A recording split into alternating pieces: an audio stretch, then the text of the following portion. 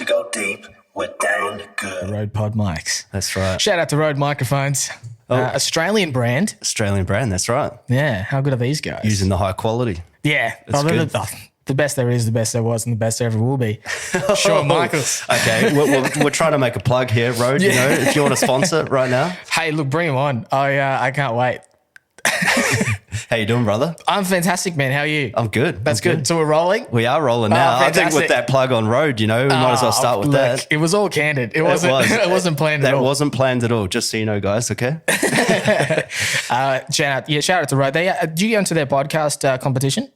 No, I didn't even know they have a competition. I don't actually know if the entries are still running. Okay. But you should definitely check that out if that's the case. Yeah. They're handing out I think it was like $250,000 worth of like road gear. Okay. So they just announced their because they have a yearly film festival competition that they run as well. Yeah, no, I know that. I've been in that one before. Yeah.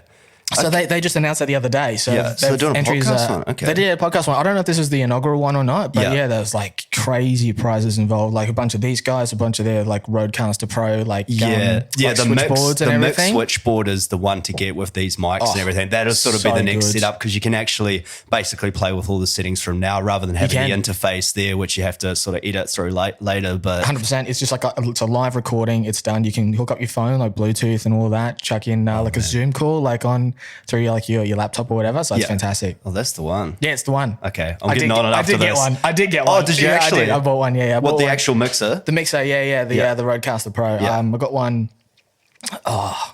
Like maybe a month ago. Yeah. Okay. Maybe a little bit longer than that. Yeah, it's great. So we had to play around with it. We haven't recorded a podcast on there just yet, but it's sick.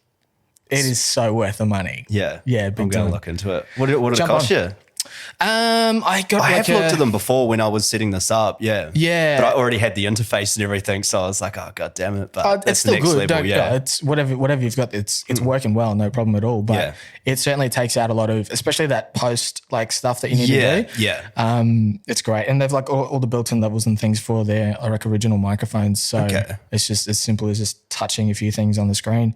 But I got mine for $700. Yeah. That's it. Yeah. So that's pretty decent. Like not bad. It's probably like $300 or $400 just for that interface that I got, I think, last time. Sure. So yeah, I mean, it works, but it's faceted. Like you can use it for music and everything as well. But of course, I'm sure. Totally. Yeah, obviously the Rode gear you could too. But speaking of podcasts, you guys have got your podcast going. We do have a podcast going. It's called #ActorsLife. The word hashtag, and it's between Chris and MJ and I. Yep. It's basically it's an industry-based podcast, not so much like the acting industry, but the entertainment industry. So we've had itself at a whole, for sure. We've had all sorts of people on there. So like other people like who have podcasts or musicians, magicians, magicians, dancers, like actors, producers, directors, like just that whole like entertainment sector. Yeah. And I mean, obviously we talk about, everyone's day to day and whatever else, but it's the actual premise is embarrassing stories. So it doesn't have to be like to do with the industry, but like an embarrassing story with each one of our guests. Our first few podcasts were all of our own embarrassing stories. And then we started getting some guests on and they started talking about their stuff as well. So there's so many ways that could go. It's so many ways. It's there's some fun ones. There really is. And it generally brings out like embarrassing stories from us as well. Cause people talking about one thing and another. Exactly. It's just a prompt. So it's good. So we're restructuring the whole thing right now. So. Okay. Yeah. I wonder, because I know you released a few of the season 2 that you sort of started up again. We did, and then I noticed there hasn't been a few for a little bit, but obviously there's so many things going on in between. It's like juggling podcasts and everything, as well as like your acting career and filmmaking and everything else you're doing, and your job as well. 100%. It's the juggle of any like person in the industry, right? And one of our biggest struggles is because the three of us are all doing things like on our own, whether that be just like our Monday to Friday sort of gig, or whether that be something to do creatively or not. And then with everything with the pandemic at the same time, it's hard to get our schedules all lined up. Because none of us got to have isolation, unfortunately. Okay. We were all essential workers when this went down, which we've been very, very, very blessed to actually have that experience, because a lot of people obviously experienced some really full-on situations during that, especially those first couple months. But it just means that we never got those 2 weeks to kind of sit down and reevaluate and work on bits and pieces. So yeah, that's part of like why things haven't rolled on. No excuses though. Fans out there are waiting for it, man. Yeah, I know. They're waiting. I'm so sorry. That's why we got the Rodecaster Pro. We're ready to rock. Yeah, ready to go. But we're restructuring now, and then we're going to come out stronger. Yeah. So same format? Like, what do you use? Same format, You want to wait to say it to, obviously, for your audience? And well, I mean, we're still working out the finer points of all that, but we do want to start to like implement segments, like things that people can really get excited about between having different guests on, or like just randomize it, you know, similar to like a late night show or something like that, where like, you know, if Fallon have like his lip sync, whatever, or not that specifically, but like how just like it'll just be a random thing that comes in for different guests or whatever else, and get them to do a certain thing. Just to kind of make something, just to bring a bit more creativity to it. Yeah. Creativity, a bit more structure. Yeah. So that way we can kind of treat it as much of like a web series sort of style thing as much of a podcast as well. Yeah. And it's good to switch it up. I mean, whatever you can do to get more of an audience and more of a fan basis, right? 100%. Yeah. So we've been doing this particular style for a couple of years now. So we should definitely mix it up and just reevaluate and grow. Yeah. Well, that's it, isn't it? Like, it's not like you have to have it stuck in a cemented like sort of position with the podcast. It can be forever growing, you know, organically. Without question. Without question. So if you don't evolve, you'll evaporate. That's what Ludacris told me that Usher told him. So it's a song reference. But anyway, But how are you, man? I'm good. Thank you so much for having me on. Oh, it's awesome to have you here, you know, from Sydney. Given everything now, you got in before the lockdown again. I did get in. But like, apart from the pandemic, I'm up here like all the time. Yeah. So when everything shut down, I was like, oh no. Your family's here, right? Yeah, exactly right. Yeah. I pretty much live between the two cities. I'm not like necessarily based in either section, but with the 6 months of really not being able to travel anywhere, I have been stuck in Sydney. So it's good to slip in and say g'day. Do your thing, yeah. So speaking of that, I mean, so were you born in Brisbane? Born and bred. Yep. And so you guys, I mean, obviously you mentioned MJ and Chris there before, because obviously those guys. I've known you guys before that, and MJ, you know, quite well. And I think that's an interesting subject point as well, because you guys started out here in Queensland with your acting career and filmmaking, and then you moved together, which is kind of like a dream position, right? Like pretty much. And you live together. So it's 3 actors, filmmakers in the same house, helping each other with auditions, 100%. Supporting each other, you know, giving critiques, things here and there. That must be an awesome environment to be living in. It's so good. It's incredibly rewarding, especially in that particular scenario itself, was being able to you know, if we get like a late kind of self-tape situation, or we're running behind on pushing something out. Always, exactly right. So it's like, oh man, are you free tonight? Like, can you give us a hand just to do this?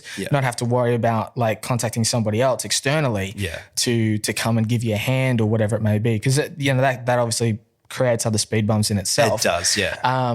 So yeah, man, it's been great, because we can work on our stuff as well, like the podcast for one. I know I said it's difficult to get our schedules together, but because we are still under the same roof, it does make things a lot easier.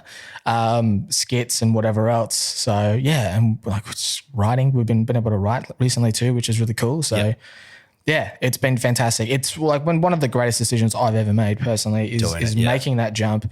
And I was incredibly fortunate enough that both of those guys were in that same boat. Yeah. And we kind of all sort of started to not like hit a wall, but we felt like we needed to branch out, because if we didn't step out, we weren't really going to hit the next level. Yeah. And it just, everything aligned perfectly. And we've now been down there for coming up on 4 years. Has it really been that long? It's crazy, because you came to our going away thing. Wow, man. That does feel like it's a lot longer than that ago, but time flies, man. It's so crazy. Well, it does. It feels like 6 months ago, really.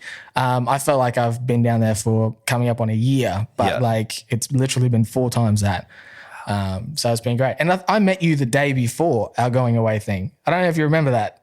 Audition? At an audition. Yeah, I remember the audition. Yeah. Sure. So that was the first time we ever met. Yes, that's right. Yeah. And I was like, oh, you coming tomorrow night? Yeah. Speaking of, I mean, that was an awesome audition. You know, I was very blown away by, like, obviously I was on the other side, like the casting side and the movie itself. But you came in and like, we obviously had a lot of actors that day, like coming in for that role, but you could tell you were really prepared. You were professional about it. You had your character down and you just sort of played it out. But you did a really good and a memorable audition. I always remember that. Thank you, bro. I appreciate that. Yeah, no, I thought it was awesome, man. But yeah, you definitely, like, you know, like some people come in and they're just a bit jittery. Like you seem to handle what you were doing very well, you know? Man, you had no idea what was going on the inside. Oh, no, I know what it's like on the other side. But yeah.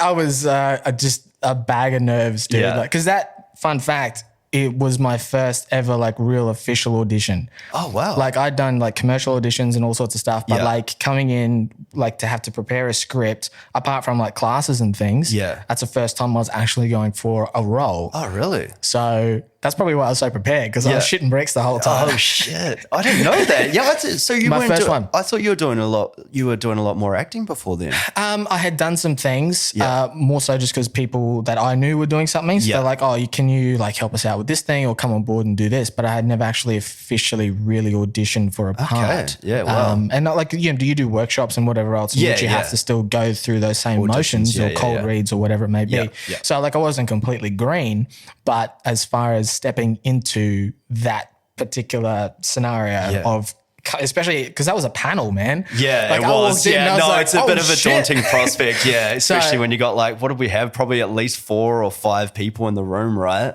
Well, I think including yourself, there's probably like at least 6. Yeah. In my mind, I think there was like 3, and then you reading at the same time. Right. Yeah. It was, but I love that I was thrown in the deep end. Yeah, because that's where you sink or swim, right? Absolutely. And you find out a lot about yourself when you're in that situation. Absolutely. And I've never had to audition, well, apart from Short and Sweet a couple of years ago, I've never had to audition in front of that many people at once. Okay.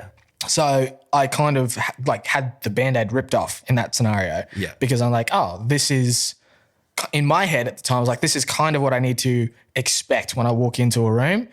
And I've never actually had to have that same thing apart from Short and Sweet, which was crazy again because it was like a theatre audition for like all the different like upcoming productions. So they had all of like the directors and everything in the room for all of the plays that were going to happen that season. Picking out talent. There was like 50 people in the room. I was like doing a performance. It was like legitimately like 50 people in the room. Yeah, wow. you come around the corner into like the hall that they were doing it in. And you're just like, what the fuck? Jeez, if you didn't know that going in, that would be a hell of a jolt to the nervous system. Big time. And then you're just like, okay, now center yourself, go. But I guess like Short and Sweet Theatre Festival, right? Yeah, absolutely. Yeah, so I guess it's kind of like the make out of an actual performance of what to expect when you're going into, 100%. like that thing on the stage. But yeah, that's something, if you weren't prepared for that, I mean, obviously, when you go to do a theatre show, there's going to be an audience there where you hope there's people to see what you're doing. But for an audition, no. Oh man, they said panel. You're like, okay, probably like a dozen people tops. But even 50? That's a lot to have in the room. Like we say, like even 6 or 7 people in the room is a huge amount, really. For sure. Walk into that. And then they pretty much ask you to do a chat to camera at the end of it because you're talking to an audience. And it's like a Q&A because they're asking you questions by that point as well. Yeah. Of like your experience and whatever else. And you're like, oh my God, I wasn't prepared for this. I don't know. Yeah, I've never been to an audition like that before. Like I don't do a lot of theatre either. Same. That was the first one for a long time for me. Yeah, wow. Yeah. Oh, man, I'm actually blown away that audition that you did was one of your first bigger auditions. Because you did a very good performance for that, and you were coming across them reading opposite you. You're very centered with what you were doing, and you had the character there. You had your character down and what you were doing. You were one of the better actors that one of the more solid centered performances that came in to audition for that particular role. Yeah. Thank you, man. Thank you. That's kind of blows me away, man, hearing that. That's awesome. Well, yeah, it's that is an exclusive for you. Yeah. I really appreciate it. That was great. But I had to do Latin for that one too. Yeah. And I was like, that's why I was so thing. prepared. Yeah, no, you got to be right. And, and that's the thing about being prepared for every opportunity that comes at you the best you can. Like you say, you get those last minute auditions as well from your agents. All the time.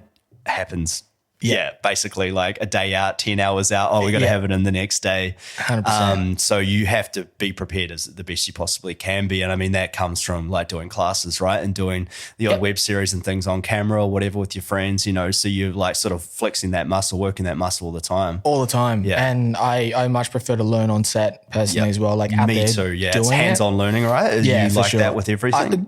For the most part, I mean, I like to have an idea of what I'm walking into beforehand, obviously. Yeah. But I do prefer to kind of learn on the job because you get thrown different things that you're not going to pick up in classes or whatever else because it's real world experience. Yeah. So you want to jump out and just get into the deep end. So I like it. It's daunting. Yeah. But comfort is the enemy of progress, right? That's right. So let's jump in. It's good to be nervous. Let's go. It's good to shake all that stuff off. And you can find magic in those moments too. It's like you get thrown something by a director because everybody works differently. All directors are different and some of them like working that way and just throw you random stuff and you kind of can't really overthink it, right, when they're saying it because then it takes you out of the character and it's just 100%. kind of like trust in the process, trust in what you know and trust in the director and just do the damn thing. And then you see it back on camera, you're like, oh shit, that worked, man. Like I didn't even know I could do that, but that just came out, you know. Yeah, it's a collaboration. And that's, the collaboration, the best thing about creative filmmaking, you know. 100%. So it shouldn't be closed-ended on either end of that scale. Yeah, no, that's because exactly that's where you find your magic, like you said. So what else have you been up to then since you've moved to Sydney and everything? I mean, we were talking before with the podcast, there's a lot of commercial work down there and auditions and things like that, which is probably the meat and where the money's at in the industry, right, is commercials. They pay pretty well when you can land them. Absolutely. Speaking roles. Well, speaking roles for sure. Yeah. No, I've done a few commercials since being down there, which has been really great. Yeah. But at the end, like with commercials, you can never walk out of a room like expecting one thing or another, no matter how well the audition went, because you generally can feel that it's going well enough to be considered, right? Yeah. But you have no idea what they're actually looking for, and they're generally, even more so than an acting role, they're really looking for a cast type really looking for that exact thing and that combination, especially if you're partnered with a female actress or something like that. They're always looking for that dynamic. Without question, it is more an aesthetic thing than it is anything else. It is, and you just can't take anything to heart. Like, as long as you know you did a good enough job to impress the casting director, that they know that you didn't at least waste your time by walking into the room, like you gave them something they can use. That's the main focus for me whenever I walk in for like a commercial audition, because at the end of the day, that's what I want to get out of it. I want to have that opportunity to come in for, actual TV or film roles or whatever it may be, or speaking parts in a commercial. So it's about making a lasting impression. And the best of first impressions of the casting director always last a lifetime, right? Like the way you handle yourself and any sort of direction that they give you in commercials, because generally you've got an outline of what you have to do, right? And then sometimes you'll walk into the audition and they've got like a little script there up on the wall. You're like, I didn't even see this. I didn't get see this. They've changed it last minute. Yeah, exactly. And now they want this. And then they'll just throw whole other scenarios at you when you get in the room. And it's kind of like you basically, and often it's not even really seems like it's anything to do with what the commercial is. They kind of just want you to play out the scenario or what have you, and it's like within obviously the parameters of what they want. Of course, but they're doing it for a reason because they don't have all the aesthetic things in the room or what have you. So, for sure. Especially if it's for something that's like, it's a reaction to one thing or another. That they need to utilize what they have to get the right thing out of you for that one thing. Like, and often is reactionary process, isn't it? Like with commercials, they're always doing that, like big expression, like overdo it, it's like, because they're really looking for what they're looking for in the face, right? With their expressions and everything like that. For sure. Most of it's all hammed up. It's it's a bit cheesy sometimes, but it's part the of the process. process, Exactly right. It's just what you got to do, and whatever. Yeah. So have you ever been doing many films or web series and stuff like that down there? I know you guys have you're creating your own stuff as well, but we are, have you picked up a lot of work in that regard? Or I have, I've done about a few different short films since being down there. I did a feature in Queensland recently, like last year now, which was really good. And like other student type things, like whether they be web series or other short films or whatever else. Grad films and things like that. Yeah, pretty much. So, and just building your network. You've got to build your network. Especially when you're moving to a new place. 100%. Yeah. So a lot of whatever has come my way has generally come from working with somebody else. Because I can be quite selective. I don't really jump on like Star Now, for example. Yeah. And like just like flight apply for all sorts of different things. Yeah. I'm very particular on what I want to do. You kind of do at the start, right? When you're first, because you need experience and sure. you get on set, it's the best thing you possibly can do. Like on set, learning when you're actually doing the thing.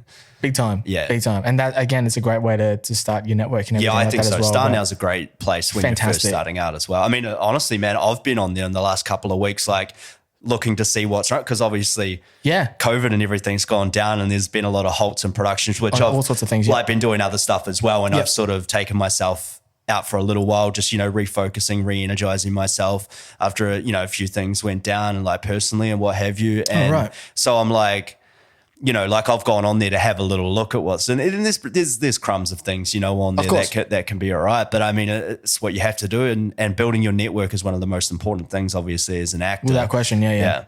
And so you got to do the damn thing, but if there's nothing around, like you got to go out there and do something, see what's around, or make and create your own stuff. And I think that's a great part of like something that we're experiencing now, is that people are having to be forced to go out and do something that they've wanted to do for a long time, but they haven't for one reason or another. Something's been holding them back. Exactly right. And it certainly will separate the doers from the ones who don't. Yeah. And I think it's gonna have a really positive effect on our industry and a lot of other just individuals as a whole, because that's not exclusive to the creative arts. Yeah, no, people jumping out and actually getting experience elsewhere, or having a go at something that they've always wanted to do, but they've never actually quite taken that leap. Yeah. And then now it's like survival mode, right? It's like sink or swim. So when those opportunities arise, you jump on it, and it can be really positive. It is a very positive thing to come out of this whole situation, is that 100%. you reassess what's important to you. Always, and man. what you're trying to do. Yeah. And maybe staying in that job that you didn't like and that you haven't liked for years on end, or what have you, and you're going, you know what, I just need to take a plunge here and just throw myself into what I want to be doing, because life is short, and that's what you kind of start to realize with all this going on, is that how things can be taken away from you in a moment, right? Exactly. It just, you have the whole world ripped out from underneath you almost, and you just got to rebuild. Yeah. That's it. And like you say, like we can be fortunate, like I've been an essential worker as well. So it's not like I haven't been out, and I've been kind of like, oh man, I wish I had those few weeks, those couple of months or something to be able to really work on the creative things and put things in place. But it's like, you got to, people are in way worse positions, and you got to be thankful for what you've got, and being able the ability to make money and obviously survive was what the main thing and the aim of the game for the human race, right? That's right, man. But, it's about counting your blessings and refocusing on, like you said before, what is really important, because, you especially living like between Sydney and Brisbane, and then being in one place when something went down, I can't come see family for 6 months, which is the longest period I've been away during that time. Like I'm always back, like within every couple months. So it makes you really realize how important family is. And when I've been up here, I haven't been going around and seeing all sorts of different friends and whatever else. Like it's about staying home and chilling out with everyone. Yeah. And just reevaluating what really is the reason that you go out and you do what you do at the end of the day. Like obviously there are selfish intentions somewhere there as well, but you do want to be able to provide or inspire, whatever it may be. So that's where we're at. Yeah. That's right. Yeah, I mean, I've got my family back home in New Zealand as well, and I was supposed to go back like just before the whole COVID thing hit. Yep. Had to cancel flights along with everyone else that probably had to do stuff like that, But you definitely, and you're like, in these times, it's like you want to be close to family and your friends and stuff like that, and it's a tough time, but it's hard, man. I mean, we've only got to do what we have here to work with, right? And you just got to make the most of every situation that happened, and when things open up again and things get a little safer, go back and see them, but for now it's just like, just pushing on. Like you said, you focus and you see what's working and what's not, and reevaluate and just go at it. 100%. Bull in a china shop. Yeah, exactly right. So, how long has it been since you've been home?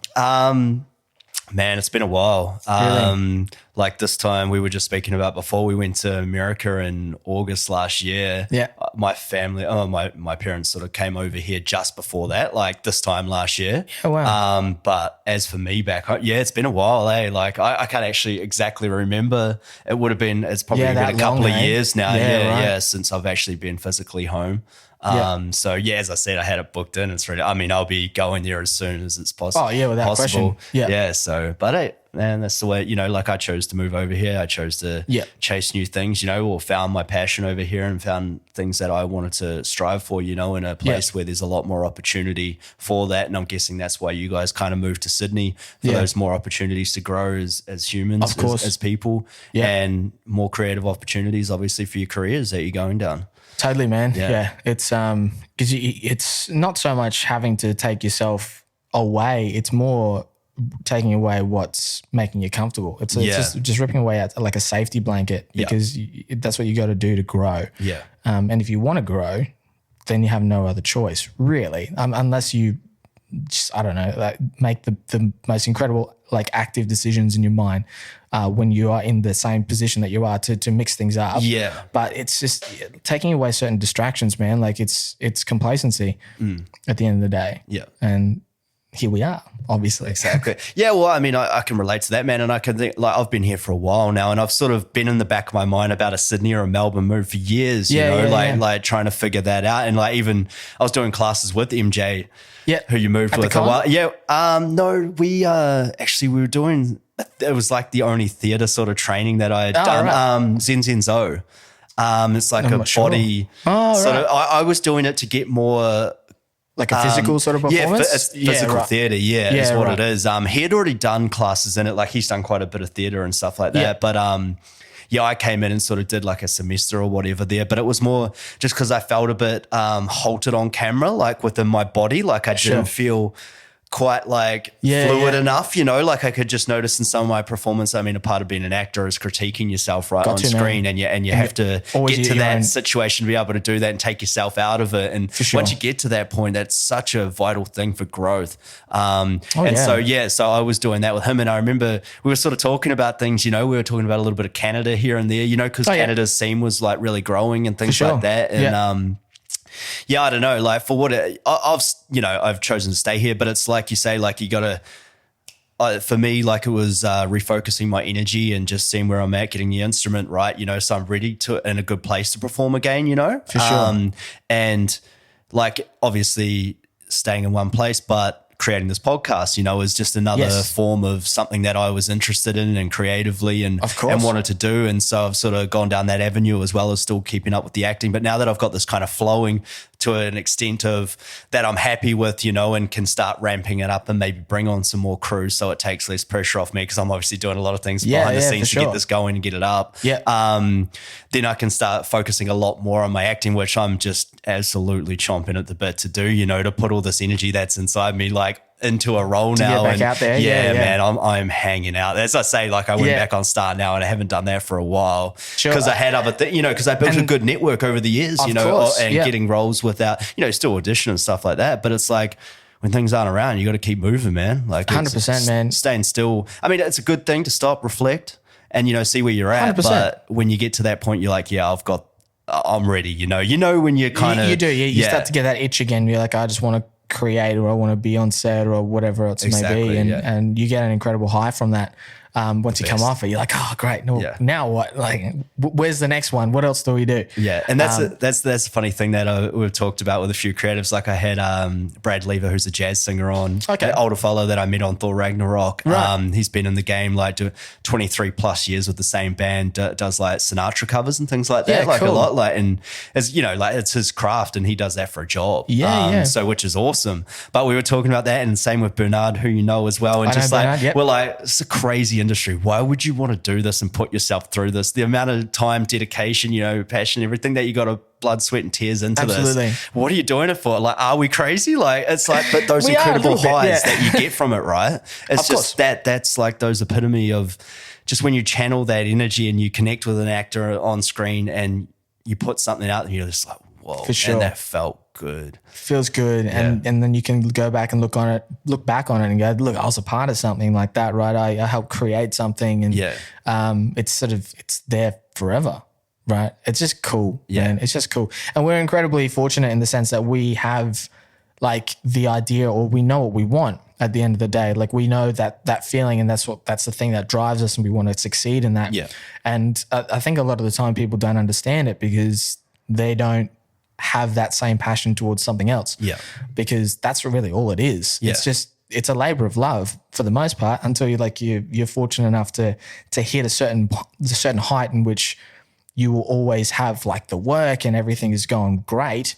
It's a labor of love. It's a sacrifice of time. It's a sacrifice of time with family, or just taking away from other things that need to be done because you got to do it. Financial sacrifice as well. Yeah, right? so much sacrifice.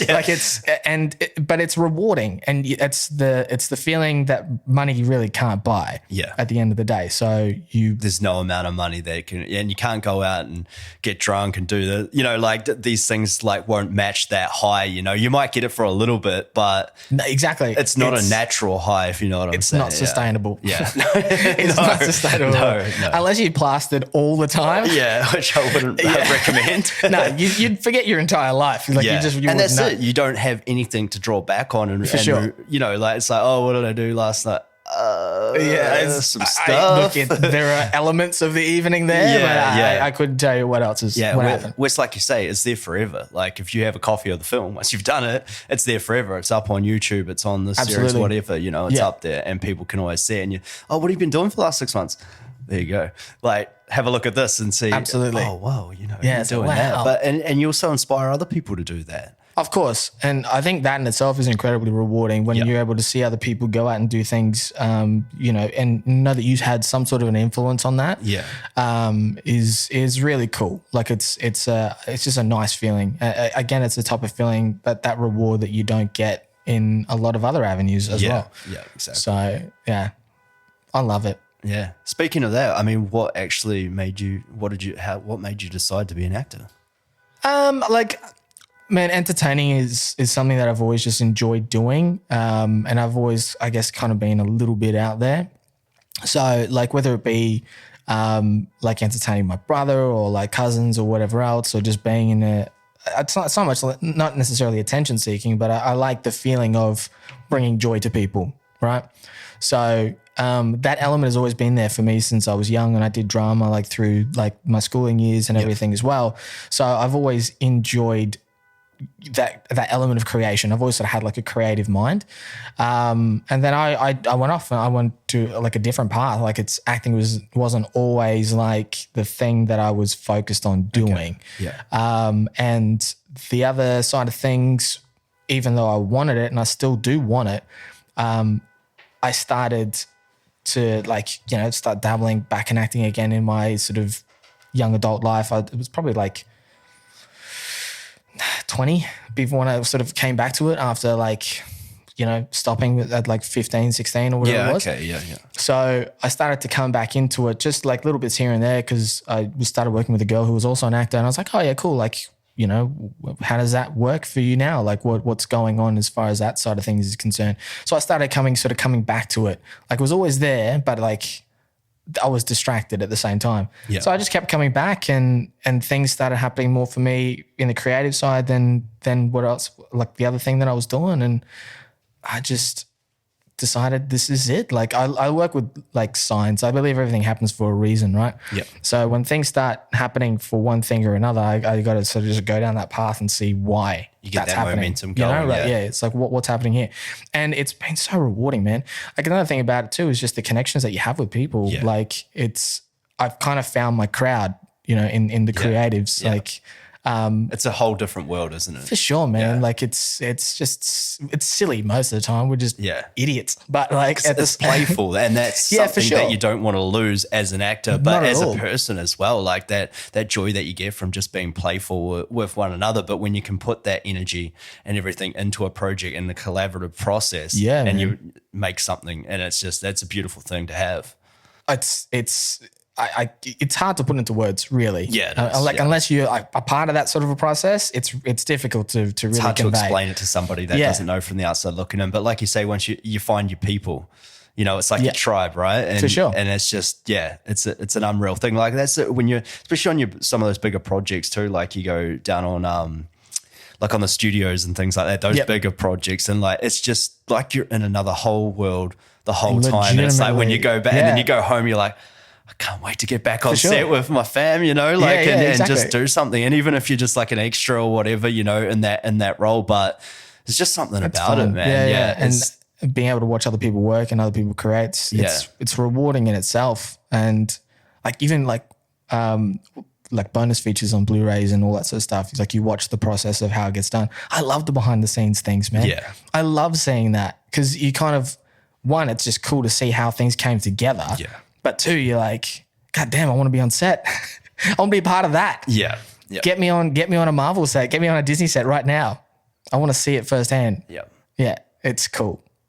It's the best. Oh, just like every time I start talking about this on the podcast, obviously a lot of them are about the entertainment industry and that. I'm just like, oh man, like let's do something now. It's like a fuel to your fire. Yeah, it is 100%. But sometimes you need that, talking about it and everything with your tribe and with your people. It's just that's what like reignites that fire if you happen to have lost it for certain reasons or what have you, or you've taken some time out. Yeah. Like, because life is a distraction a lot of the times too. For sure. Well, life is life, but you can be distracted very easily along a path of, say, you meet a girl or what have you, or a guy, or depends whatever you're doing, but you can sort of lose yourself in that for a little bit, like sometimes, and which is a good thing to have as well, but it also can take you away from like what you're trying to achieve in life. Something else that you love. Yeah, definitely. Yeah. So it's about finding a compromise a lot of the time. Yeah. All about balance, right? Yeah, dude, so much about balance. And I think that's a huge thing to learn. Once you learn after a few years in the industry, that balance is absolutely key to what you're trying to do, because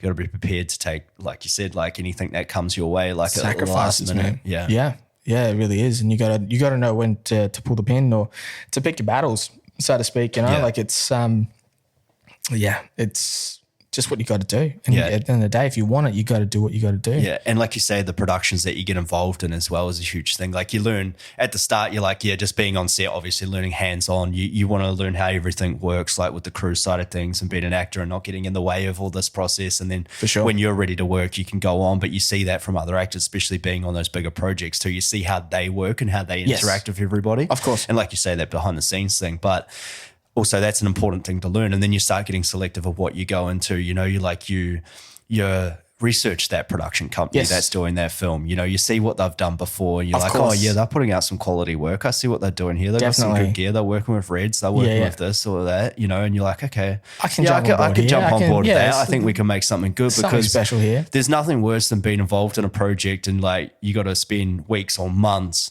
like preparing for roles or what have you. And then you jump on and it's just like really limited crew or equipment and things like that. And just things are not unorganized on set, which obviously pushes shoots so far into the night. Sometimes you're losing light and this and all those battles of the indie industry. Yeah, of course. And that's something that you really need to do once you start earning your stripes is just that research. And got to, man.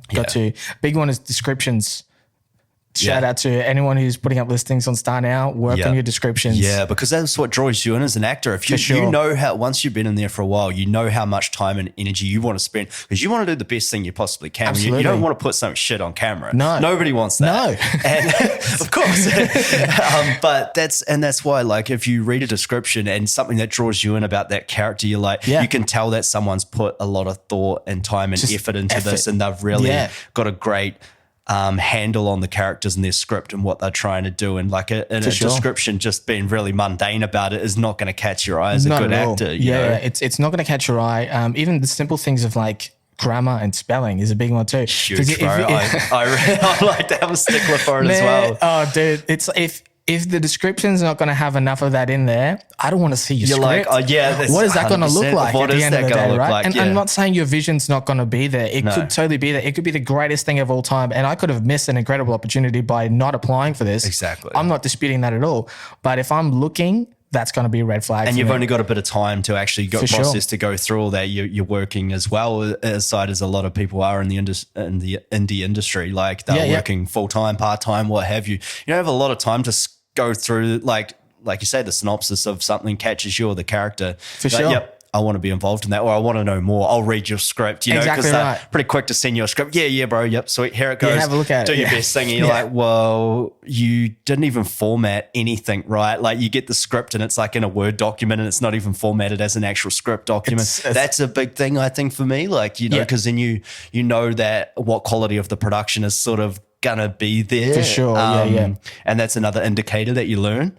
But yeah, of course, the spelling, and everything. It can be bad, right? Yeah, I can get through like the one line and go, nah, it's just like, man, I don't know what. And like you say, you could, because some people as creatives can be very unique people, right? Of course, sometimes they've got all this imagination here, they just don't know how to get it down on a bit of paper. Definitely. And that's a hard process. And I applaud anyone that takes that on, because writing a script is not easy. It's not. Yeah. And yeah, but it's like, if you want the best people for your role or the best people applying so you can have a look through the audition tapes and what have you, you know, like, got to try and push out some quality, man, because it will convey. Like people will go, I don't know about this. Yeah.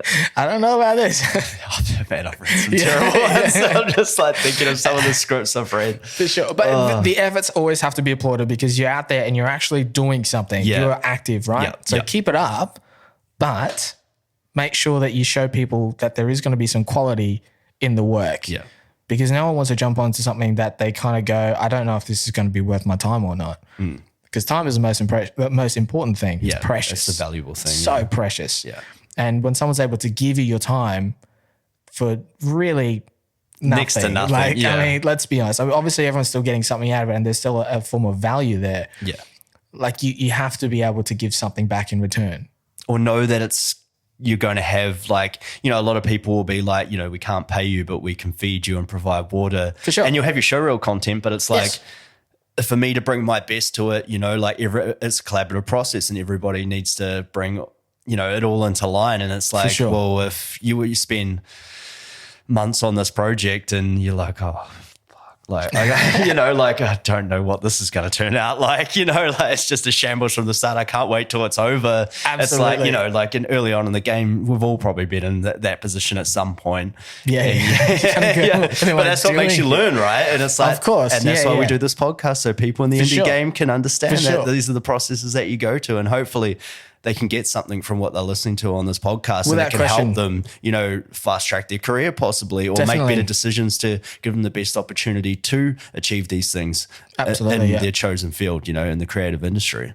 Totally. That's what it's all about. That's what it's all about. It's about lifting each other up and being able to, you know, help other people like realize their dreams and really hit that certain stride. And if you're ever in those positions in which you kind of go, I don't know how this is going to turn out, you switch the focus back on what you can do. And what you're there to do, and what you can do to help that process. For sure. You know? And sometimes it's like, you don't need to be negative about it. It's just like, you know, you might have other expertise coming from another project and you can just go, you find the personality that you can kind of talk to, whether it's an AD or it is the director himself, whatever, because they can be getting so caught up in what they're trying to do and what they're trying to create that you're the one that's taken a step back from it, and you can see because you've used your experience. And you're like, hey man, like, you know, what if we just sort of tried to do this, or you just take 5 for a minute, bro, walk away and just get your breath back, get your bearings right, and then come back, because it's always after a project's done, you can see where you wish you kind of interjected and things, but it's take a chance. It's like, don't step on other people's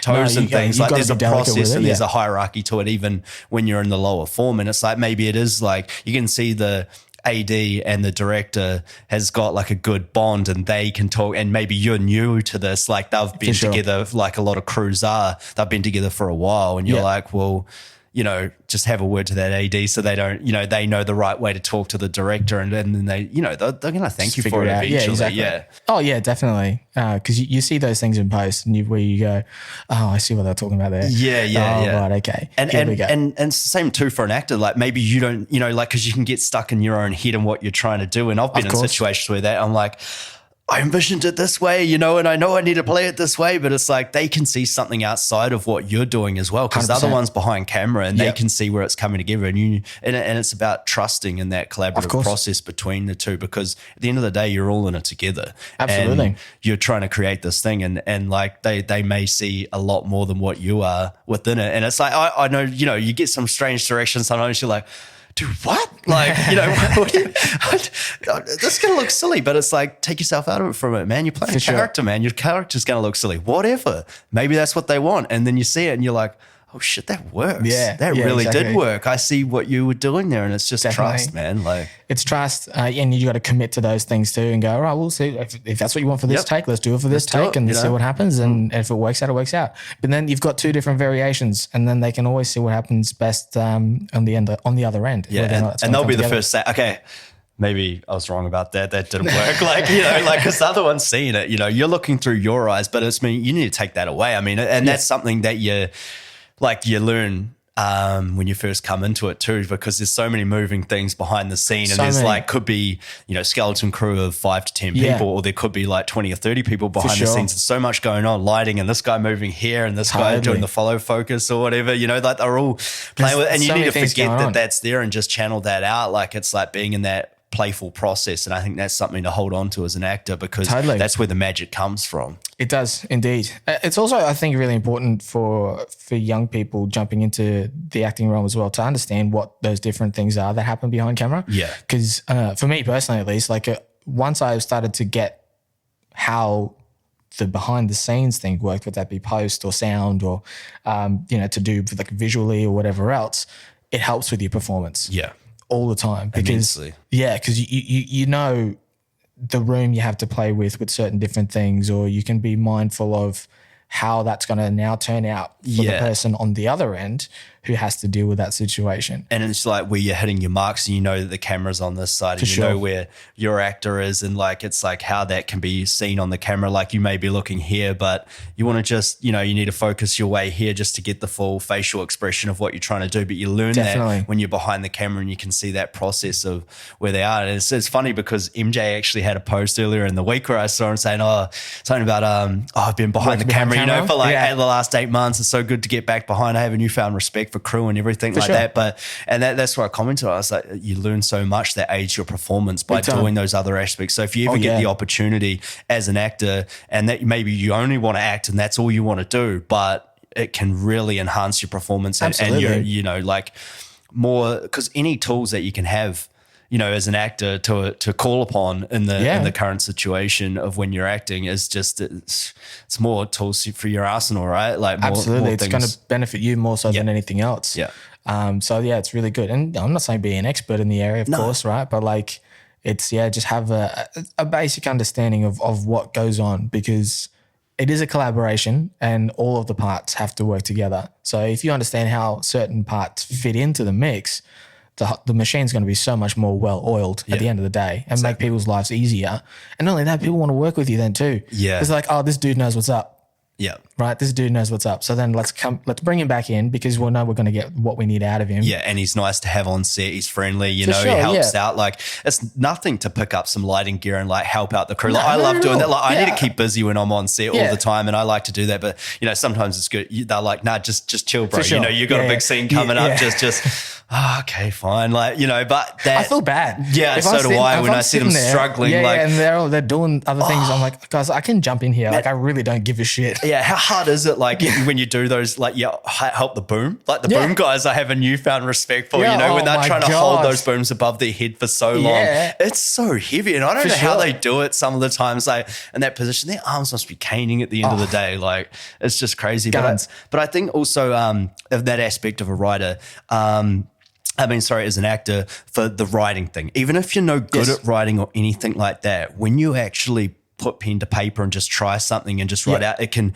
really help you for the subtext of a character and breaking apart the scripts and everything, because that's a huge thing that I think people can lack at times, is like understanding the point of view of why the writer is doing what they're doing or what they're explaining in the scene with the little, scene synopsis or whatever's happening. But you understand that subtext of your character. Yes. And it's not like you need to play that part, but it's like that gives you a feeling and something that you know that they're sort of after for the character that you can draw upon. It's an intention. Yeah, exactly. That's an important thing, I think, because subtext is huge. Massive. Yeah. And it changes the performance as well. Yeah. You know, like hello can be said 400 different ways. Hello. Right. Yeah, exactly. Hello. Yeah. Like just anything, right? Like it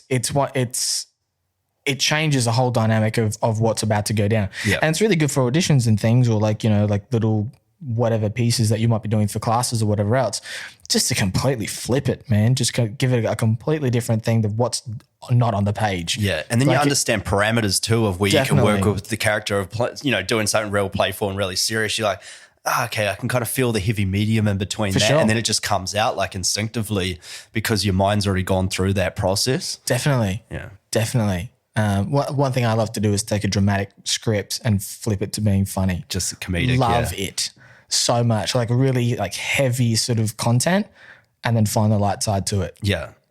Changes the game. Oh, yeah. Changes the game. And like you lift off the weight of the heaviness of the scene as well. So of what you're trying to portray, flip back to where it's supposed to be. Yeah. It's great. Yeah. It's great. Have you ever been involved in a film like that that's like very dramatic, say? Like there's a lot of dramas, obviously. Yeah, right. And it's a role like that and the film is like a drama and then you go and see the film and an editor has just had a field day with it and just turned it into a comedy somehow with the way they've cut it together and things like that. No, I haven't. No, nothing like that. I had it once and it was kind of like a heavy bit of a. There was a love story in there, but there's a lot of comedic stuff in there. Yeah, right. Like I'm like, holy shit! When I went to the premiere, I'm like, he's just made this different. And then you see the writers sitting there that obviously have somewhat made the mistake of not being in the editor room, or like being in the edit room with them to try and, the director to try and steer it in the right direction of what they want. And he's just gone because I remember this one, and I'm not going to say names or anything, but it's like, very goofy guy, and just does comedies. I'm like, you should have known what you were in for before you did this. And understand the tone. But goddamn, man, like, and I played like a playboy kind of thing in this. Yeah, that was like messing around with like the dudes, like they were doing some swapping thing going. It was it was a mess, but it was full cut drama, man, I thought. And that's what it was played as and everything. But then when there was comedic elements to it, but he just used all the comedic things that he could possibly do in this script. And I'm just like, what am I watching? This is not even anything what we made. And it was funny, man. Like it was but it's just crazy what you can do with an edit and how you can put a film together. Literally like so makes much and breaks. Yeah. And that's what you say, like, maybe a director's asking for a certain something and there's so many different takes to what you're doing. And, for sure. And there's always a reason for it, something to play around with. Like the director has the vision. They're the ones trying to really put this thing together. Yeah. And so you got to be versatile when you come into it. Got to, man. Don't marry your choices. Yep. It's a big thing. Like obviously have an idea of what you want, but just don't marry your choices because it changes everything that happens on the day. Because you can come in with every single intention that you want to do for the script, but if they have a different vision to you, far out, that is hard to change. Like if you're like, this is how I was going to say this line, and like that's not the tone that we're looking for here. Yeah. You got to switch up the whole game. And you got to be willing to change that on the spot. You got to be willing to change it on the spot. Like you say, I like that. Don't marry your choices. Don't marry your choices. Yeah. Never. Yeah. Never. Because it makes the process so much easier for everyone. And it's better for your performance too, because you're not then in your head trying to like figure out how this is going to work already, and then that can show because the camera doesn't lie, and you can tell. Why are you thinking about this? You're supposed to be happy in this situation, but you look confused, man. So confused. when they tell you the direction that they want you to go in, you give them the same take 3 different times. They're like, but what we need you to kind of do this thing. It's that's what I did. And it's like, no, you didn't. Yeah, we've got nothing to use here now. Yeah, exactly. Yeah. It's like we've only got 4 takes because we've got to move on. We're running out of light. We've got to move on to the next scene, you know? Sure. Yeah, and that's sometimes why they ask for just a completely different thing in that scenario. It's like we can cover the basis. What we got here. We've only got a certain amount of time. This isn't a Marvel film. We don't have 16 cameras on $100 million to play with. Yeah, and time on our side. Yeah, exactly. Yeah. it's and that's where the collaboration comes into it again, because you just have to have an openness about it and trust each other and have enough confidence and awareness in your own ability to then pull it off at the end of the day. Yep. That's exactly it. Commit to what you're doing. Yeah. Commit. Yeah. Just have focus on what you have control over and let everything else fall into place. That's a good point to make. Yeah. You can only do what you can do in the point in time, and you got to have fun. Totally. So you're there to have fun at the end of the day. You're not for sure. If you're lucky enough, you're getting paid for it, and it is your job. It's not really a job, and any performer will say that it's just like, man, I'm just having fun up there. Yeah, exactly. That's why I chose to do this. Pretending like I can play it all the time. Yeah. But yeah, it's like no, that's exactly it, man. Sorry, I lost what I was going to say there. I was just thinking about the situation, Oh, man. You dropped the trailer recently yourself, didn't you, for something you guys have been working on? Is it a web series? Yeah. Hard Knock Life. Yeah. So it was shot up the sunny coast. We did it in, I believe, 2018, maybe a little bit of pickups in 2019. So it was a little while ago now. Yeah, sure. But it was done up the sunny coast, like based on there. It's like a couple of housemates, living together, and it sort of comes in with the first episode of like a party scenario. They're like throwing a party for my character comes into the house, two girls have it, and they're doing like house auditions to have people come in, and they're doing crazy stuff. They have like all this tequila and like you do certain things, and the characters that I often get are like a little bit of a ladies' man sort of character, and you go in and do a thing, and we want you in the house, So it was fun, man. It was a lot of fun to do. It's a lot of comedic elements to the whole thing, but there's a lot of drama. It's drama comedy, and it's kind of that a lot of dating scenarios and the things you go through as like housemates bonding together, which you know, and but yeah, a lot of relationship kind of tackles that, but more the funny side of everything, and all like the funny sex scenarios that can happen, and the girls that you get with, the guys that you get with, the crazies, the stage 5 clingers, stage 6, just all that crazy hilarity. So it was a lot of fun to do through that whole process. But I dropped the trailer for it recently, and it's going through a process. I mean, I can't say everything about it, obviously, you know how it goes, but they basically finished it as like 6-part series. Cool. And I actually went up there this week to finally view the whole 6 episodes. Oh, you saw it all? Yeah. Awesome. So I saw it all. So, like have a couple of drinks I watched, and man, it turned out fucking hilarious compared to like, you just don't know, how it's going to go, and you're so in it with the characters and everything going on at the moment. And then when you finally get to sit back, and after a lot of time to digest, you're like, oh, I wonder how that all like turned out. And it was way funnier than I thought it was going to be. I got to say that, which is always a bonus. Pleasant surprise. But so like they've basically, what I can say is that they've like signed on to an American, LA agency, a sales agent and distributor. Like a distributor, distribution company. So they've signed on all that. They've only, so they had to finish all the episodes, final touches, make it all mint and everything. And they've just sent that through to them. Fantastic. They've got these people are pretty well connected with some streaming services and things. Obviously, something on our side at the moment is that with a positive aspect from this COVID lockdown and everything is that they need content, man. They do. They need to put things out there on their streaming service at the moment, and they're on a huge streaming battle with everything going on. There's so much with Netflix, Apple TV and all this. It's all happening, man. Yeah, everyone's got a streaming service these days. I know, and it's where everything's going now, right? And Without where's question. something that we were creating, like your web series with your friends and stuff like that. Yep. And you were just putting on YouTube and like get it, it was really just a part to keep you active in the industry, flexing that muscle, and keeping your reps up within it, which you got to do as an actor and a filmmaker, is that now that these things are not just going on YouTube, they can go on these streaming services where everybody's seeing. And now everybody's going that route, and it's like with the whole lockdown thing, it's created an opportunity for this series to progress, which is awesome, and keep creating people, because this is not going to, even just with, like obviously the COVID thing, and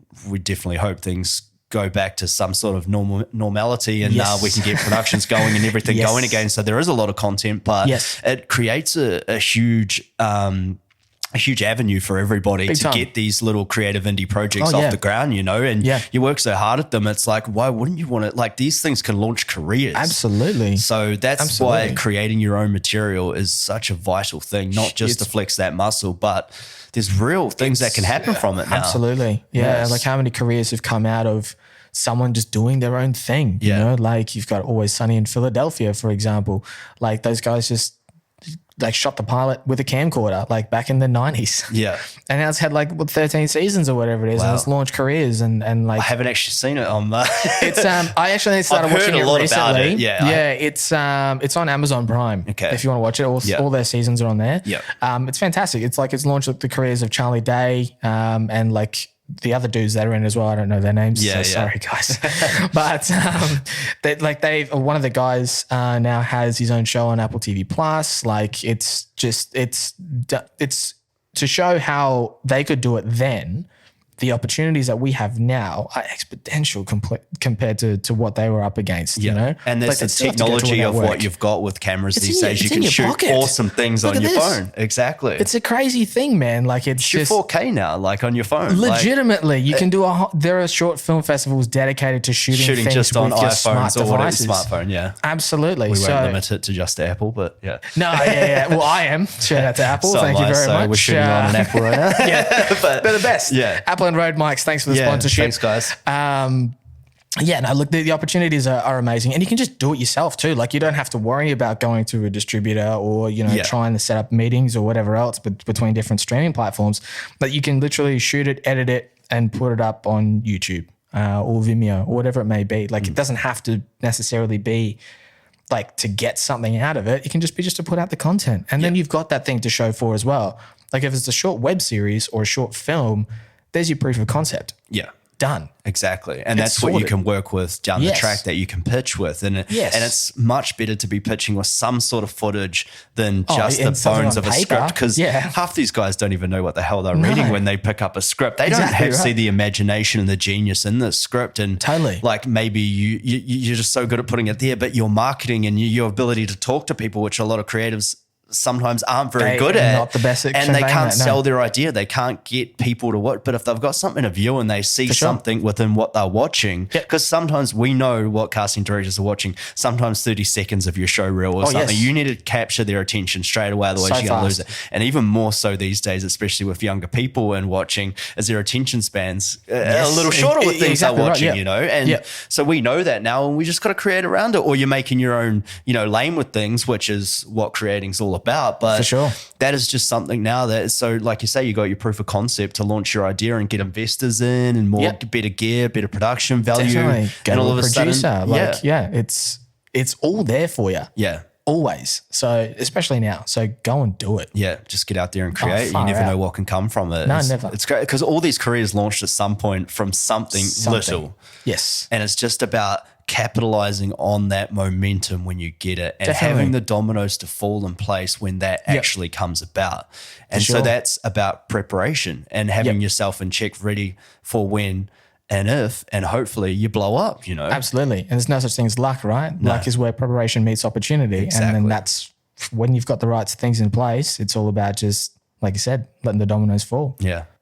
Something definitely to have in mind, that's for sure. Oh, yeah. So what else are you guys creating anything at the moment? Like you got your podcast, you're revamping. Yeah, we've got a podcast. We've also got some other things. Everyone's got things in the pipeline, right? I've got things in the pipeline. I'm working on it. We do have things in the pipeline that we're very excited to get off the ground very soon. Okay. So yes, even though we haven't had that isolation, we've been using this sort of slow down with everything else. Yeah. To actually to create and then put things together. So we've been writing, and we've again been working on the podcast and figuring out where we can grow. Just using that self-awareness to see what's working, what isn't working right now, and because that's it. Like we just said, it's really noticeable. It's like trying to do this podcast, for example, in the longer form. Like what do your podcasts usually run at? We try and hit it at around 45 minutes. Yeah, okay, yeah.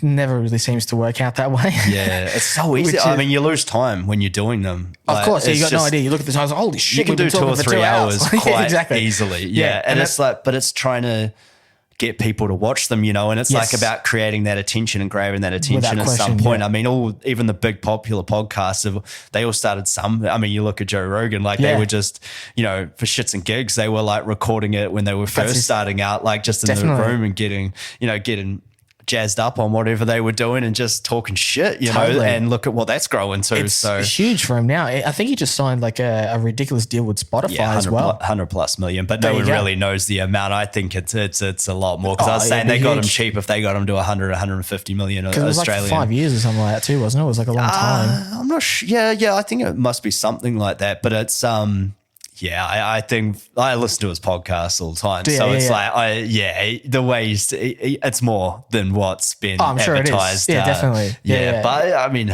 good on him. Yeah. Like, far out. And the thing is too, with like this, going back to the length of the podcast, unless you're Joe Rogan, no one's going to sit down and listen to you talk for 2 hours. I know. So it's about finding that happy medium where you can. Yeah, that's it. And it's like, but there's also a point in like, you just got to keep creating and just keep doing the thing. Like, you can't expect to just get that popular that quickly. I mean, it's silly to think that. You're delusional, really. Yes. But it's like, at some point, someone's, you know, like, whatever takes you to go viral these days, something at some point is going to do it. And it's about like, that's why like I chop up a few clips like and things like that, and I'll post that around, because you don't know what one's actually going to catch on, and then that attracts people to your podcast, and all of a sudden they go on there and you've got a library of like 10, 20, 30, 40 episodes. They're going to go back and listen to most of them. I mean, sometimes you want to keep up with the momentum and get there, and like stay where it's at now. But if you've got there, it's just, you just got to keep creating. You just got to keep doing the damn thing. Consistency of doing it, and don't give up on what you want, like, and what you desire.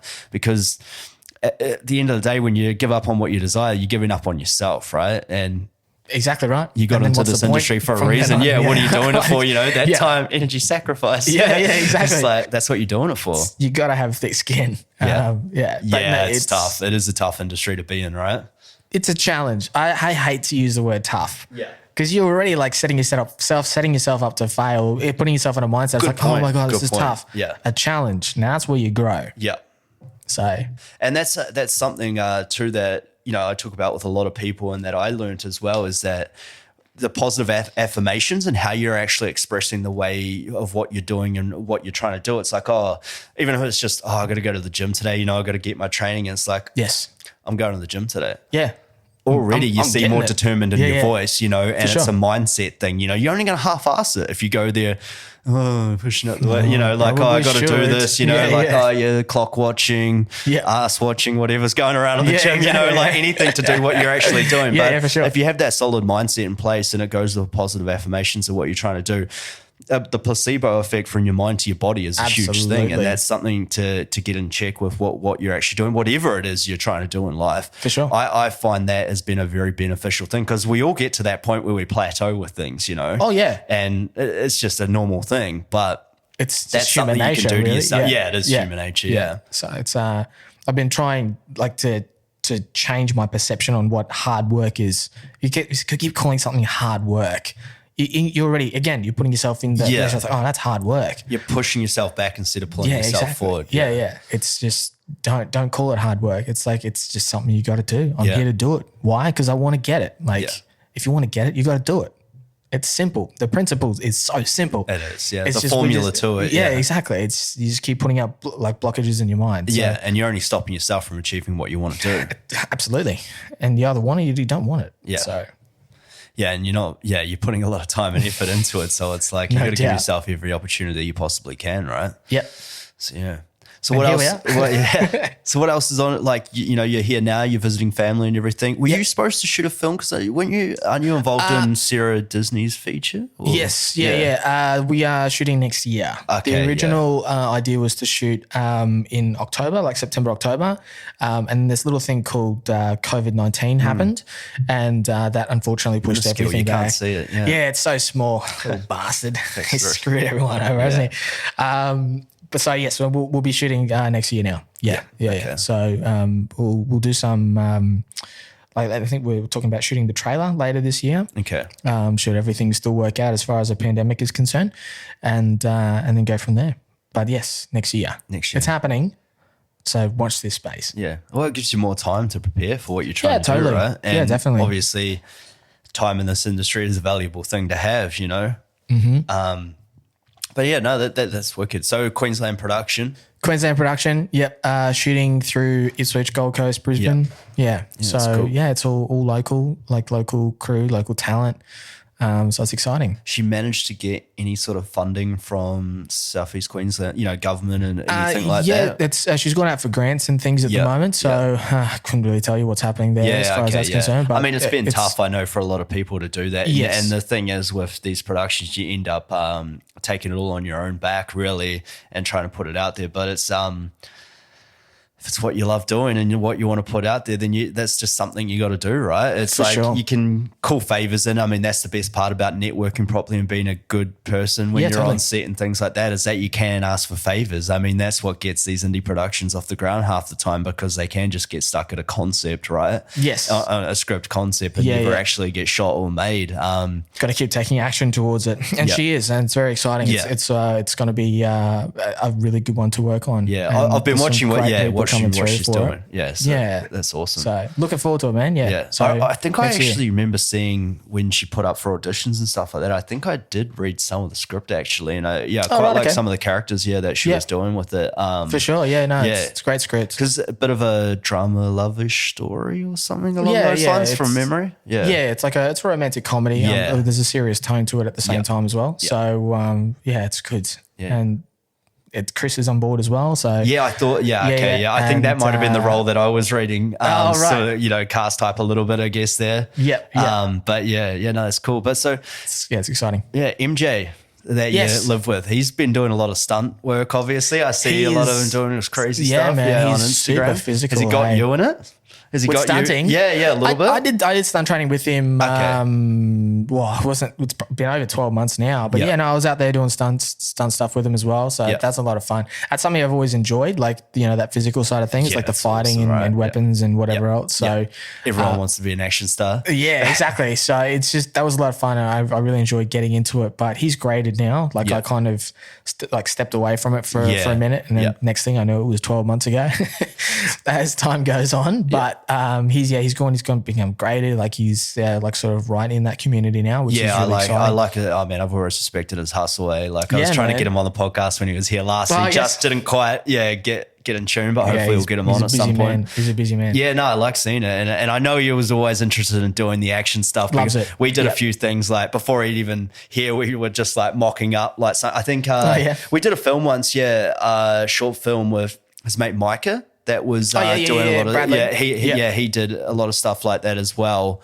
But he's running the stunts. We did one at his house. We shot it at his garage and everything. It was quite funny. I've seen that. I can't. We threw it together. Actually, something to do with a knife, or is it? No, it's a gun. Man, I'm trying. It's a gun. Think now. It was pretty funny to do. We did it all in a night. It was literally actually just before he moved to Sydney. I think it might have been like the day before he moved to Sydney. We shot that. It was funny because one of the guys involved in that was actually the editor of that film that I was saying about before that made it into a comedy. So I just clicked onto it. Shit. But I remember when we shot something like real random, we were just like doing some sort of kung fu stuff, like stunting it. But he just had a really good eye for it. Like he was doing a lot of kicks. Like I remember I was on a wheelie bin and he was trying to kick through my nuts and like kick the wheelie bin out from under. It was just funny. Like I remember him from doing that stuff and flirting with it, obviously. And, but I know he's always wanted to sort of go down that action path. But seeing him do all the stunts and everything is awesome. But it's a great thing to have, even if you're not graded or what have you. You've had some experience doing the stunts, and that counts for a lot of knowing what you're doing, because it's another thing. Like I've done a couple of classes down at AP8 stunts down the coast and that, and I actually ended up getting injured like just after, not doing the stunts or anything, but like it just I got bursitis in my shoulder, it gave out.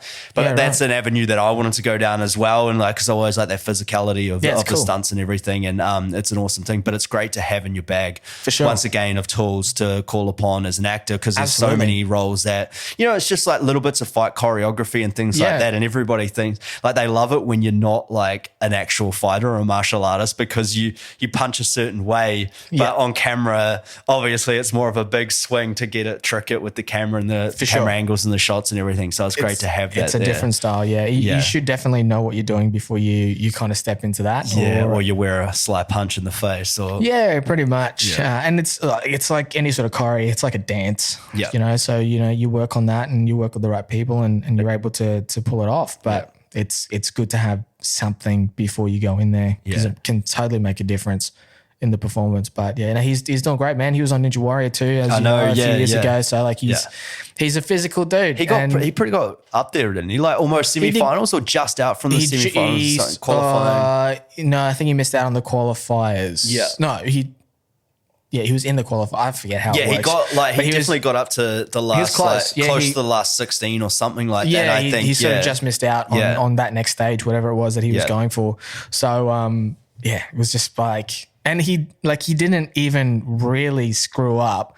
Like he kind of hit the pad and his legs sort of flayed off into the water. Yeah. So he still made it to the other side. The water, exactly. It was done. Yeah, because there's another dude from Queensland there, Bobby Taylor. He was doing it as well. Yeah, I met him on Thor. So it's just cool to see those two like doing it on TV. This is awesome. It's cool. Yeah, no, good. It's a different ball game, man. Oh yeah, doing that is for sure. But it's so cool just to have that on your resume. So definitely. It was cool to be there too because we were fortunate enough to like be like his support team. on the sideline. Yeah, so it was really girl for MJ. Yeah. Not really. We just were acting. Go, good on you, mate. No, I want him to fall. Yeah.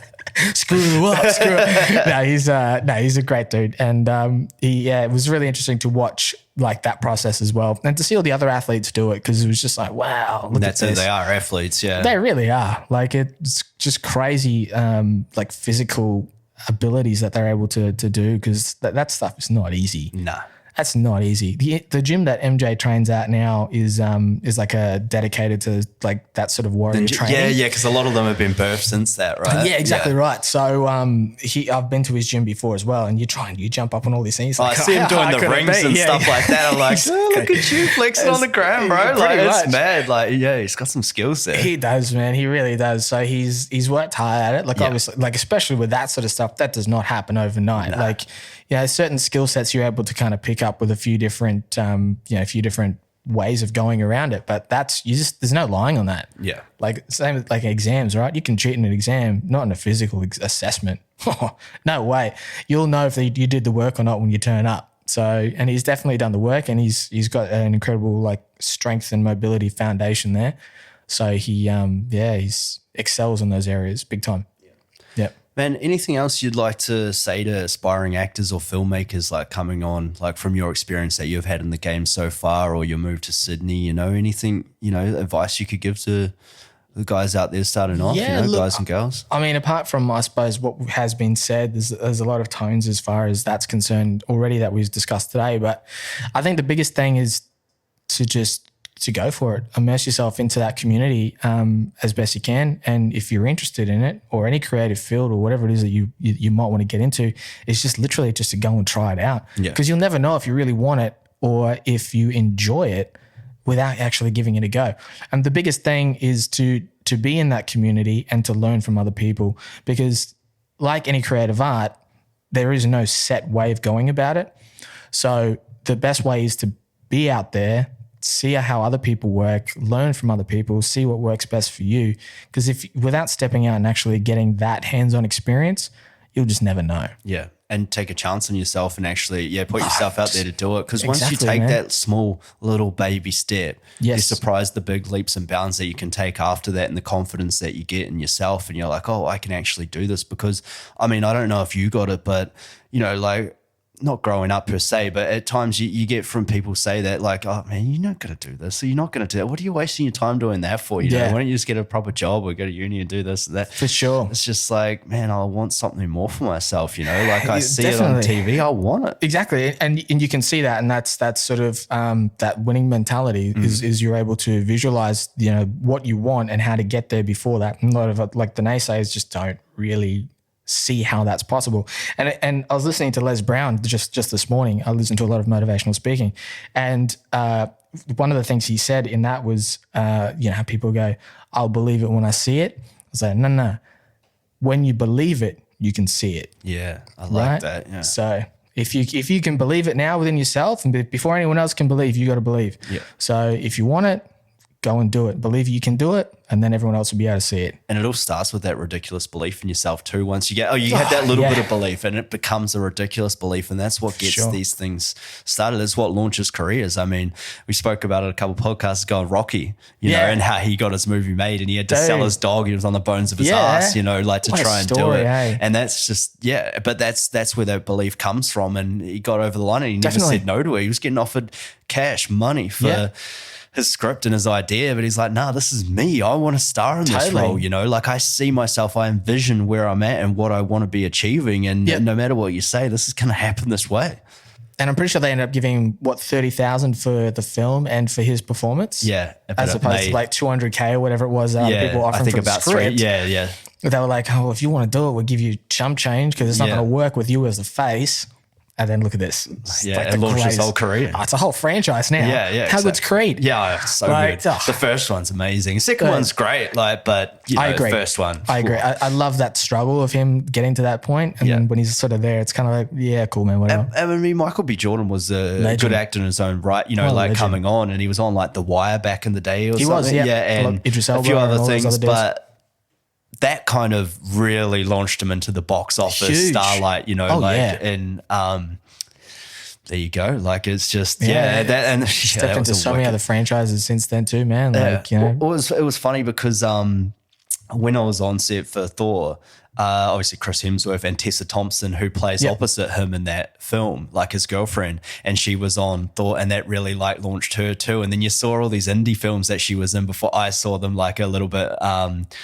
And like you see her in this and like the makeup and there's so much that goes in between that. And now she's like one of the stars of Westworld, you know, like she's on heaps of big films, like the relaunch of MIB, you know, like and all those sorts of things. But it was funny because you're on set one day and like you can be a fly on the wall, you know, if you're not an idiot and just like breathing down Chris Hemsworth neck, you know, you get privileged to be around them, you know, and see how they operate, and you really learn a lot from them. But I remember him talking, he's like, oh, Tessa, you know, like, because obviously he got friendly with her and that, and you see that they had really good camaraderie on set and everything, which obviously helped so immensely for the role and the movie itself. But they were talking, he's like, oh yeah, so I watched your film Creed, you know, he's like really impressed with it, you know, like he obviously hadn't even seen it at that point, and it was just funny. And it's kind of like you just saw that interaction and that like respect for another actor, you know, and it was just it was just an awesome thing to see. But it was a great film, and she was awesome in it as well. Like that really got you in it. That first movie was so good. So good. So good. Yeah. Far out, she's gorgeous. Oh, yeah. Hey, Tess, she's awesome, man. I had a drink with her too at one point. Yeah. That's like cool. when Thor had rapped and like, went down to one of the clubs, but I had a few drinks. I actually went to like my mate's MMA fight like beforehand, and I was having a few drinks. And then a friend of mine, actress friend, she's like, oh, they're at the da-da-da. And I like went down there, managed to sweet talk the bouncer and got in there. And, I was talking to one of the armorers that was there on set, and she's like, oh, do you want to meet Tess? I'm like, of course, yeah, sure, I'll do that. And I'm like, man, I realized I'd had a few too many drinks at that point when I'm talking to her. And I'm, you know, like this is like Hollywood star actress, you know, like really coming on at this point. Like that was a huge launching point in her career, and now she's gone through the roof, you know, but it was so cool to talk, but she was awesome, man. She was so cool, very spiritual, very down to earth, like really powerful lady, humble. You know, like really humble, really cool to talk to, man. And you know, she had time for me to talk to me, so that cool. And that was the awesome thing. You know, I wasn't an extra on the set, like whatever. I was a little, you know, I wasn't trying. Well, I was getting there, you know, and so like she still, you know, like had the time out to like have a chat to me and stuff. That's like that. It was really cool. Awesome, and I'll always remember that moment, you know, of being able to talk to her, and I'm pretty sure I flirted with her a little bit too, because I have vague memories of her. There was like a little stir for the drinks or whatever, and I remember at one point she picked it out and like put it in my ear, like behind my ear, like just so I must have said something cheeky, because I sort of remember like sort of vagueness of like the conversation, because I was lost in the moment as well.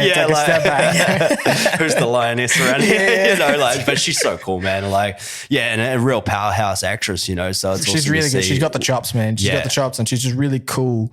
As well, and they're the type of people that get into these franchises. They're just cool people, right? And everyone wants to still like hang out with them and work with them and whatever else. But she's one of, you know, there's a handful of really, really great actors in that massive franchise that you kind of can be a little bit surprised at how they sort of stepped into this like play world of Marvel to a degree. Like I wouldn't have thought Benedict Cumberbatch would have jumped on at all. Like he's like a proper actor. He's an actor, awesome. You know what I mean? He's a very but he's just such a cool dude.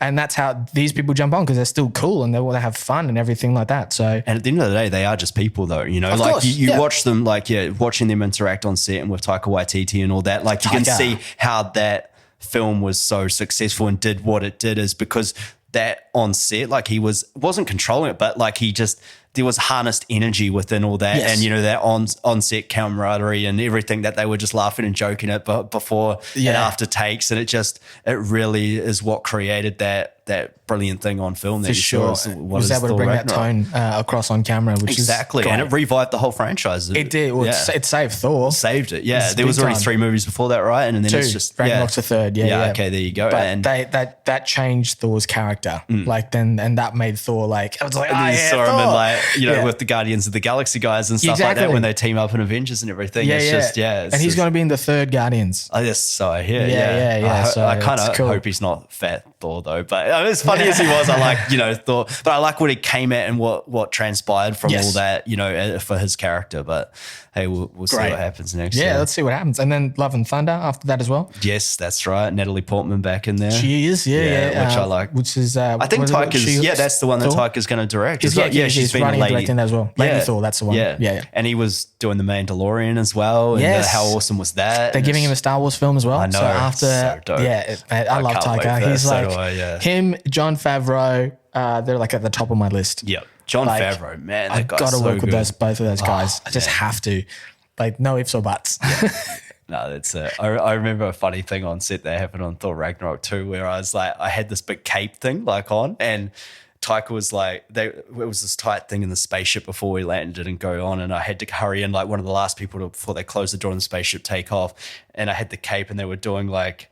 They had the camera on the trolley and everything, my cape you had to brush past. It got snagged. It was like split seconds of you had to brush it. And my cape got snagged and like on the wheels, and I just acted it out and just kind of like fell back into the crowd like it was supposed to happen, but it was just. But he was, he laughed about it, like it was good, like $1 million film thing, like I kind of stuffed the take up a little bit, like it's like don't fire me. But it's just funny, like to see him, like the way he worked was just it was so inspirational to see how they went about it. But I bet. But any last words you like to leave with, man? Liverpool are champions, man. And that's all I'm happy about right now. What a year. It's been fantastic. 30 years in the waiting. So, yes, that's what I'd like to leave you with. We'll give you that one, man. Yeah. We got that. Thanks for coming on, brother. Mate, pleasure's all mine. Thank you so much. Sweet, man. Thank you. Us. Thanks, Juicy, for coming on. Pleasure. Thank you. We're out. Woo. We did it. Thanks a lot, everyone, for your ongoing support for the podcast, listening, subscribing, likes, anything you can throw our way. We'll take it. No seediness intended there, but it sounded seedy, I know. If you'd like to follow us on the gram, Going Deep with Dan Good, or my own personal account, Dan_Good. Throw us a subscribe, a like, YouTube, Spotify, Apple Podcasts, all the platforms we have this on. Anything would be appreciated, guys. Love your support. Keep on going. Keep on grinding. Thanks a lot, everyone. Peace.